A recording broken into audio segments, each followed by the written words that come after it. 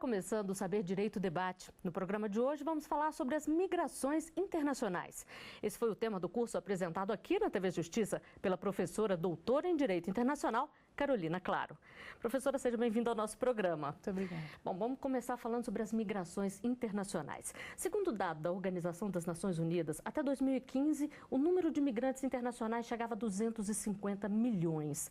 Isso é visto como um problema pelos países?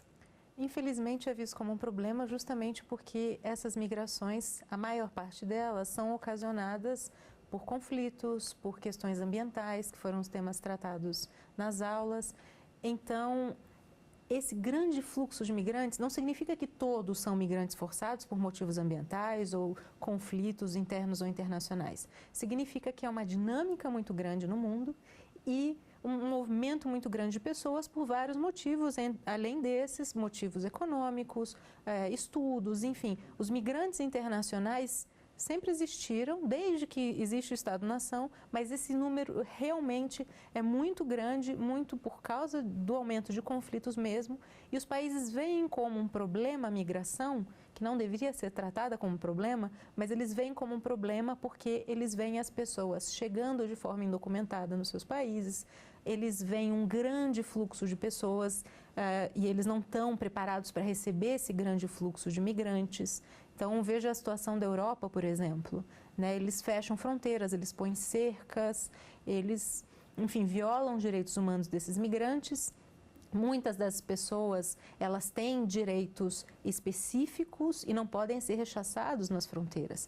Então, ao invés da migração ser considerada um benefício para a sociedade de acolhida, enfim, em questões culturais, em questões econômicas mesmo, em questões jurídicas, políticas, os países têm visto hoje como um problema, inclusive fomentado por grupos de direita, não só na Europa, mas Estados Unidos e aqui mesmo no Brasil, em vários países do mundo, que veem o migrante como alguém que é uma ameaça ao seu trabalho, né? E na verdade, isso geralmente não acontece. Pelas estatísticas e pesquisas, isso não acontece. O migrante não vem para tirar o trabalho, ele vem para os países para trabalhar naquilo que os nacionais não querem trabalhar, né? Então, a questão de ver como um problema traz discriminação, traz xenofobia e uma sorte de políticas completamente violadoras de direitos. E na visão da senhora, tem mais pontos positivos ou mais pontos negativos a migração?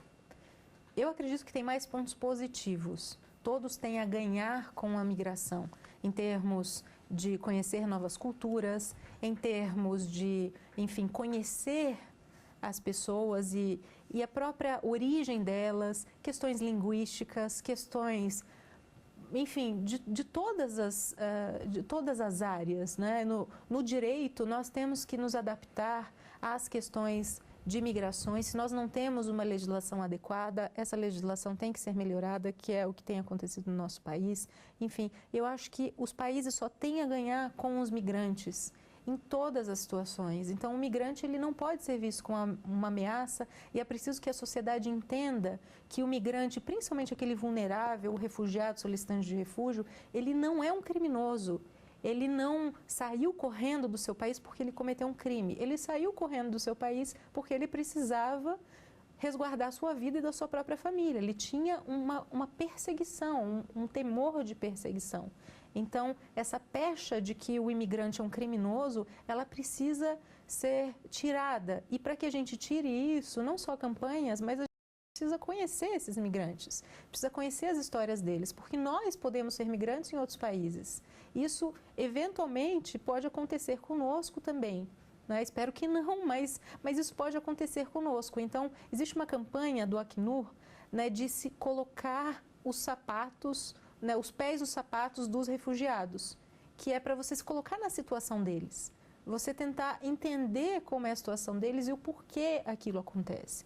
E a migração econômica, então eu falei de refugiados, mas econômica, pessoas que vão para outros países porque têm conhecimento especializado em algum assunto, eles trazem uma série de benefícios, né, para ciências, enfim, para tecnologia. Aqueles que não têm conhecimento, tanto conhecimento assim, que não têm um nível alto de formação, também não são um problema. Pelo contrário, eles vão se inserir no mercado de trabalho em que a população não quer se inserir ou, enfim, ou não tem qualificação para se inserir. Então, independentemente de você ser nacional ou estrangeiro, você vai... Claro, trabalho é difícil para todos, buscar emprego é difícil em todos os países, ainda mais com crises econômicas. Mas você vai ter maior chance de se inserir no mercado de trabalho se você estiver apto àquele trabalho, se você tiver qualificações necessárias para aquele trabalho, nem que seja um trabalho, enfim, que pague menos, né, que não requiera uma educação formal. Então, eu não vejo a migração como algo ruim. Pelo contrário, a gente tem muito a ganhar em termos gastronômicos, em termos culturais, em termos, né, enfim, os ganhos, os benefícios são imensos. E nós também temos que lembrar que nós somos um país de imigração, né? Formado por várias raças, né, professora? Pois é. Então, se nós olharmos para as nossas famílias, nós podemos ver que os nossos familiares, há 3 gerações, ou menos, ou mais, enfim, vieram para o Brasil também e foram acolhidos aqui. Então, essa solidariedade, esse olhar sobre o outro, ver o outro como uma pessoa, não como um estranho.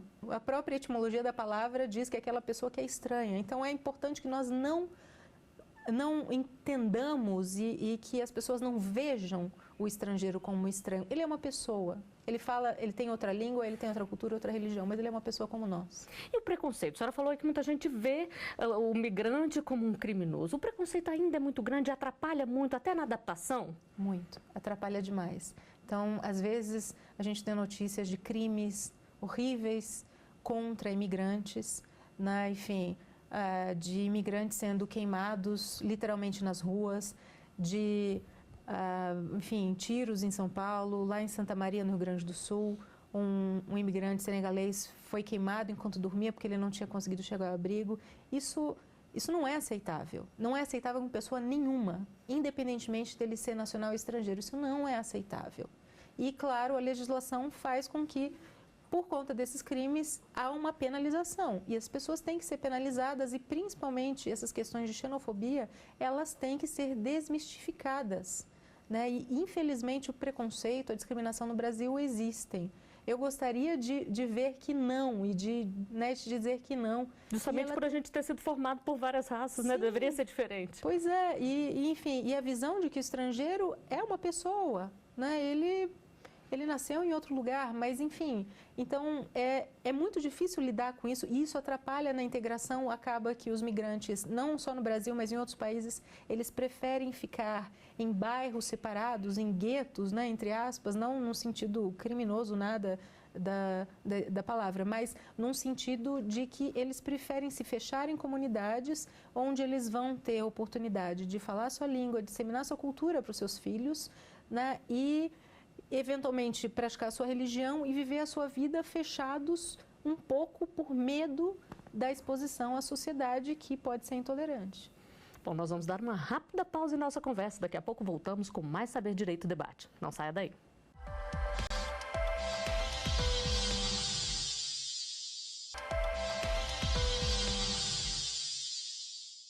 O Saber Direito Debate está de volta. Hoje eu recebo a doutora em Direito Internacional, Carolina Claro. A nossa conversa é sobre as migrações internacionais. Professora, a gente terminou o primeiro bloco falando aqui do preconceito, das pessoas se fecharem em guetos. Como buscar o direito dessas pessoas? Só a legislação eu não acho que é suficiente. Políticas públicas, políticas de inclusão, campanhas, acho extremamente importante, e a própria sociedade ter contato com essas pessoas para a gente, se não conseguir extirpar a discriminação, pelo menos tirar boa parte dela e mostrar para as gerações mais novas, né, que tendem a ver com outros olhos e têm essa vida super tecnológica, que o migrante ele é benéfico e ele não precisa ser objeto de discriminação, de xenofobia. Então, acho que um conjunto de ações é necessário. E, nesse sentido, é muito importante, enfim, o que todos fazem, o que os meios de comunicação fazem, o que as universidades fazem. Lá na UNB, nós temos vários grupos de estudantes, de voluntários, de professores que dão aula de português para estrangeiros, que, enfim, têm atividades culturais com estrangeiros. Eu estou dizendo aqui de Brasília, mas em outras universidades, em outros contextos, enfim, você ter uma aproximação e mostrar à sociedade para essa pessoa, né? Enfim, então eu acho que é uma forma de se tentar diminuir e eventualmente o ideal é extirpar mesmo discriminação, mas eu acho que um conjunto de situações, né? A sociedade civil, a política pública, a legislação sim, mas só a legislação não resolve, né? A gente tem que agir também. E hoje há muita discussão sobre essa migração internacional. Se avançou muito nas políticas ou ainda é preciso muito mais, professora? Foram dados muitos passos para trás, infelizmente. Ao invés de avanços... De avançar, teve retrocesso. Tivemos muitos retrocessos. Então, no caso do Brasil, não. Felizmente, o Brasil tem tido uma postura muito boa com relação aos migrantes. Então, os direitos humanos dos migrantes têm sido respeitados, várias políticas públicas têm sido criadas, a proposta de nova legislação migratória é muito melhor do que a que nós temos hoje e ainda há discussões.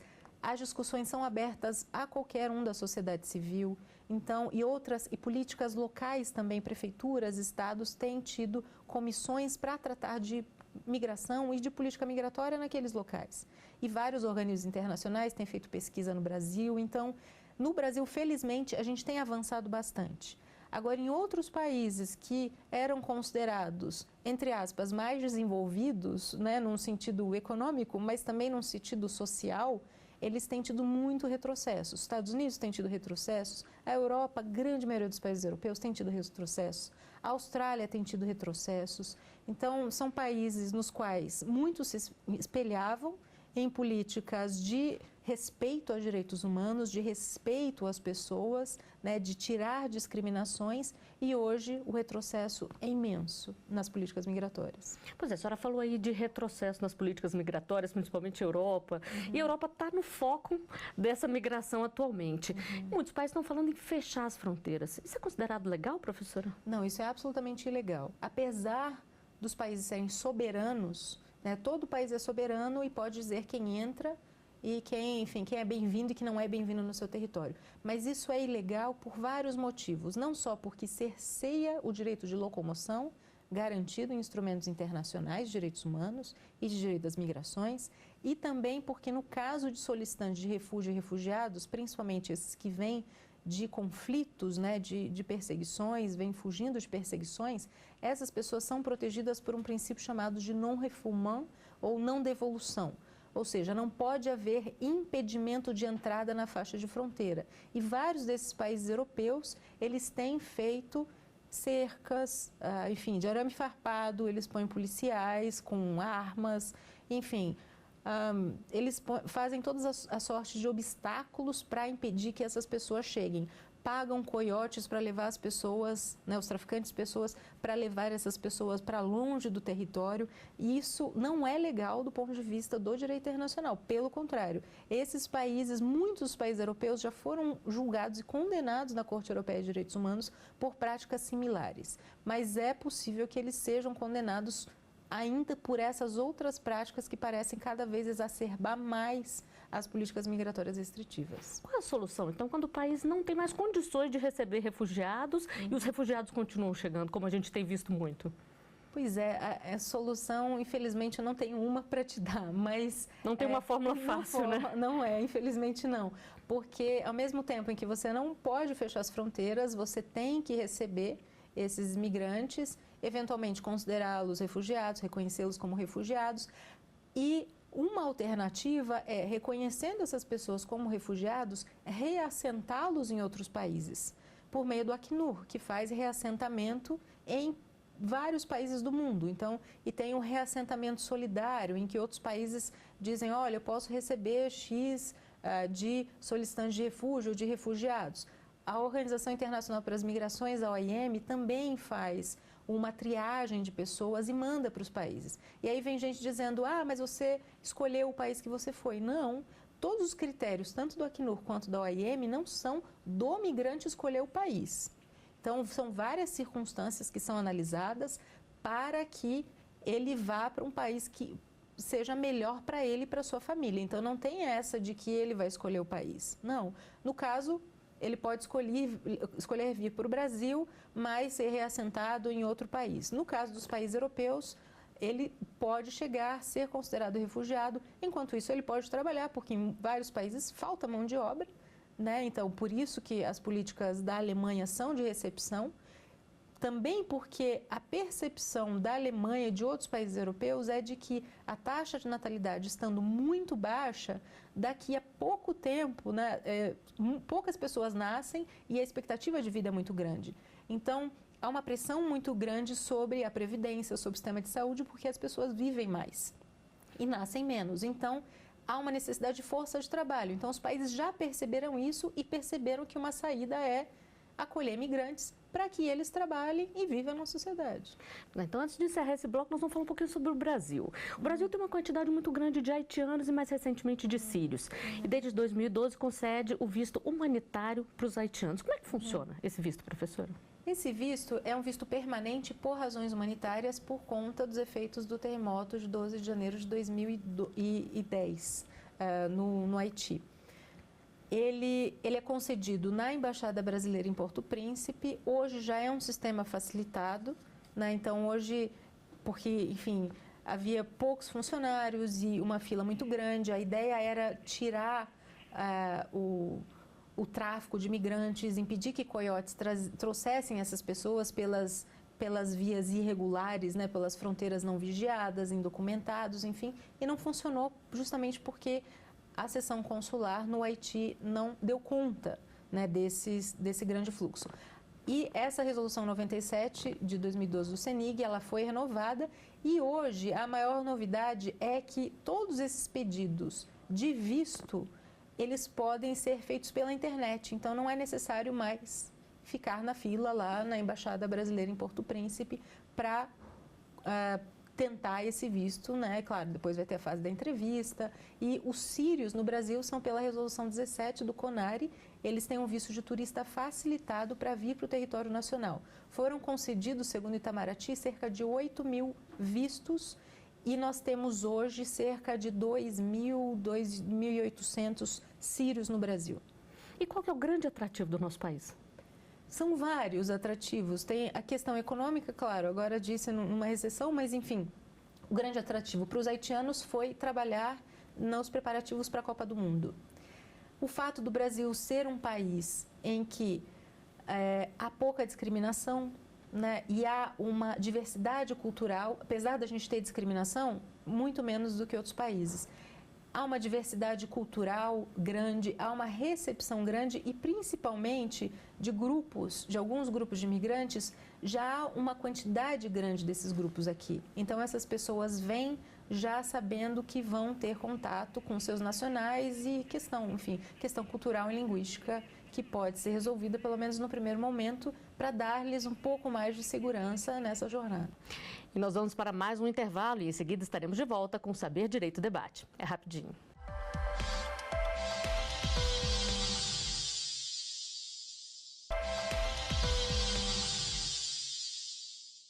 O Saber Direito Debate está de volta.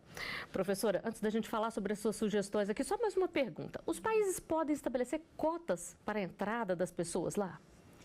Infelizmente, tecnicamente, eles podem, mas eu particularmente sou absolutamente contra o sistema de cotas, porque ele limita a quantidade de estrangeiros que pode entrar no país e ele limita, portanto, a locomoção, a mobilidade humana entre países.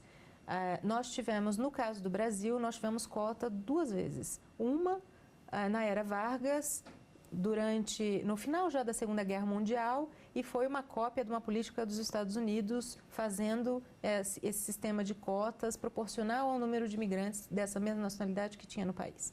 E agora é um sistema de cotas que foi criado por essa resolução 97 do CENIG, justamente dizendo que serão concedidos até 12.000 vistos para haitianos lá na Embaixada Brasileira em Porto Príncipe. Para mim isso é cota, porque quando você estabelece um número de vistos que você vai conceder, você está colocando uma cota. Eles podem dizer, não, é só uma estimativa, mas a letra da resolução é clara. Se você estipula um número, você está estabelecendo um limite. Mesmo que esse limite não venha a ser respeitado, mesmo que se conceda mais vistos, mais ou menos, enfim, O fato é que já consta na nossa legislação infraconstitucional outro dispositivo sobre cotas. Eu sou absolutamente contrária a isso, porque isso limita, e isso, na verdade, limita a locomoção, mas, ao mesmo tempo, ela fomenta a migração indocumentada e o uso de coiotes, de traficantes de imigrantes. Então, não resolve. Então, vamos passar agora para um assunto melhor, então, que é a bibliografia que a senhora sugere. Nós temos aqui Climate Refugees. Por que a senhora trouxe esse livro? Esse livro, na verdade, ele é um livro encontrado na seção de fotografia, quando você vai nas livrarias. Ele conta 12 histórias de países a partir dos relatórios do IPCC, do Painel Intergovernamental de Mudanças Climáticas, sobre migrantes ambientalmente forçados, refugiados ambientais, que é inclusive o tema da minha tese de doutorado, dissertação de mestrado, enfim. Então, esse tema conta as histórias e, apesar de não ser jurídico, ele é um gancho, aí, um estudo de caso para quem gosta desse tema, e é super recomendado. Nós temos também aqui O Imigrante Ideal, do Fábio Koifman.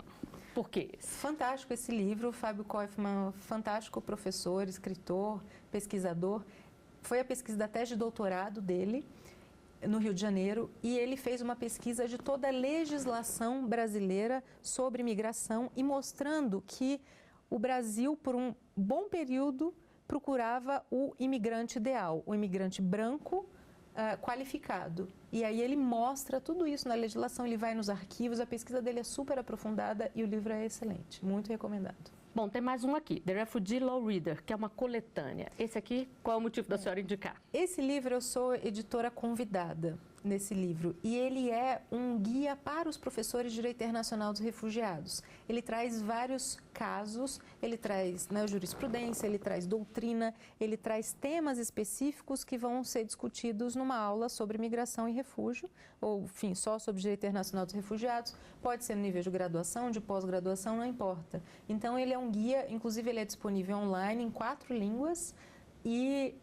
ele é bastante acessível e ele é uma ferramenta para os professores e para os operadores de direito também que trabalham com direito internacional dos refugiados. Por isso que eu trouxe, porque ele faz essa coleção a cada 2 anos, né? Ela é atualizada, inclusive já tem a questão dos migrantes ambientalmente forçados, enfim, com jurisprudência, e é extremamente interessante porque é mais uma ferramenta para o professor e para o aluno também, que se interessa pelo assunto e pode procurar. Ele já tem mastigado aí, né, doutrina, jurisprudência e outras referências que ele pode utilizar. Qual é a visão da senhora? O que pode ser feito para que a migração internacional deixe de ser vista como um problema e passe a ser mais valorizado os pontos positivos, como a senhora falou aqui para a gente? Sim, eu acho que é um esforço conjunto, né, dos organismos internacionais. As pesquisas que vários organismos internacionais têm feito no Brasil e em outros países, elas mostram para o público especializado e para o público não especializado. A mídia é extremamente importante porque ela ajuda a desmistificar, né, todo esse conceito. Por exemplo, eu chego para os meus alunos no primeiro dia de aula e digo: não quero ouvir a expressão imigrante legal. Ninguém aqui vai falar imigrante legal. Vocês vão saber por que o imigrante não é ilegal, a pessoa não é ilegal. É condição migratória indocumentada ou irregular. Enfim, então, eu acho que a linguagem enfim, a forma de se mostrar o refugiado, o imigrante econômico, enfim, ou o migrante por motivos familiares, qualquer que seja a categoria migratória dele, é importante a gente desmistificar tanto o poder público dentro das políticas públicas deles e as políticas públicas vendo a população, não só, né, sentados nos ministérios, mas o que eles têm feito é sim, é ir procurar, inclusive visitando campos de refugiado, inclusive, então isso é muito positivo. Eu trabalho com migrações há 10 anos e esse tema só está em voga nos últimos 5 anos e eu fico muito feliz de ver mais gente interessada nele, porque ao mesmo tempo em que o fluxo é maior de migrantes, você tem mais pessoas trabalhando para o bem dos migrantes e dos nacionais. Não há diferença, né? Mas para mostrar para as pessoas como se pode beneficiar, como todos podem se beneficiar da migração. Com certeza, depois dessa aula que a senhora deu aqui para a gente, durante todo o curso, muito mais pessoas vão se interessar. Queria agradecer muito a sua presença aqui no nosso estúdio. E o Saber Direito Debate fica por aqui. Obrigada pela companhia. Se você tem dúvidas, manda um e-mail para a gente, saberdireito@stf.jus.br. Você encontra a nossa programação no site tvjustiça.jus.br. Até o próximo programa.